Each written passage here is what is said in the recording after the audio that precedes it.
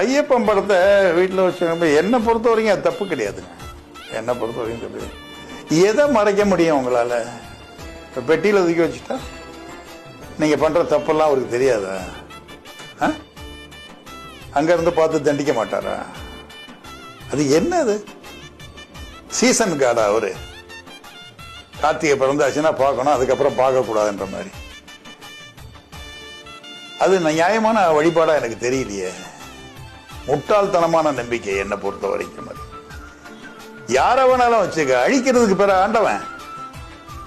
அழிக்கிறது அசுர சக்தி இல்லவா? ஆண்டவன் இருக்கப்பட்டவன் அழிக்க மாட்டானே. ஐயப்பன் என்ன உன்னை அழிக்கிறதுக்கா இருக்கிறான்? ஏன் நித்திய வழிபாட்டில் வையே. சுத்த பத்தம் கம்மியா இருக்குங்க, அதனால என்ன சுத்த பத்தம் கம்மி?